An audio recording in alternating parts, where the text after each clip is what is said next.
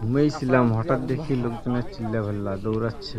কি পরে শুনতে পেলাম যে রমনা রেলওয়ে স্টেশনের ওখানে দুইটা গাছ আছে, বড় দুইটা গাছ, একটি গাছে আগুন লেগেছে। কাঁচা গাছ থেকে ধোঁয়া বেরোচ্ছে, যা দেখার জন্য লোকজন ভিড় জমিয়েছে সেখানে। আগুন নিভানোর জন্য ফায়ার সার্ভিস ডিপার্টমেন্ট ফোন দেওয়া হয়েছিল ওখানেও মনে হয়। তো ফায়ার সার্ভিস আগুন নিভানোর জন্য দুইটা গাড়ি আসছে, ফায়ার সার্ভিসের গাড়ি দুটো দেখা যাচ্ছে। এটা হচ্ছে রমনা রেলওয়ে স্টেশন।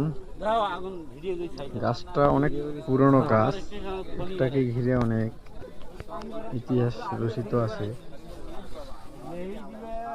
আর এই গাছের নিচে আমরা আগে খেলা খেলতাম স্টেশন মাঠে।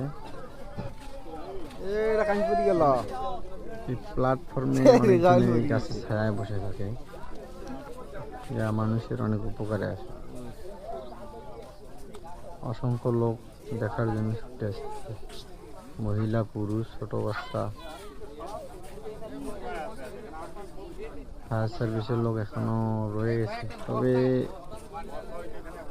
বিষয়টা হচ্ছে এখনো কাঁচা গাছ, ডালের গোড়া থেকে এখনো ধোঁয়া বেরোচ্ছে। আগুন লাগাই দিল না আল্লাহর কোন কুদরতের ইয়ে।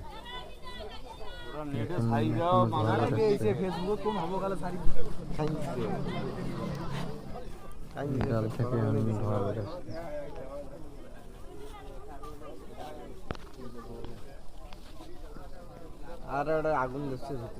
জানি না, আল্লাহ কি ভালো জানে যে ধোঁয়াটা কি কোনো কেউ আগুন লাগাই দিছে না আল্লাহর কোনো যেভাবে আগুন লাগছে। গাছটা অনেক পুরনো গাছ, কিন্তু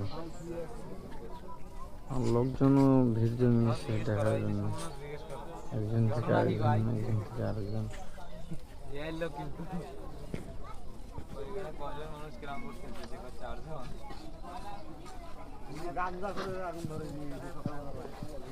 আর এটা আগুন ধরা মানুষের নিচের খানে ফাঁকা নাই, আগুন লাগাই দিয়ে থাকে, রাস্তা ঠিক করেনি, কাঁচা গাছে আগুন লাগবে কি হবে, এটা একটা ভাবার বিষয়।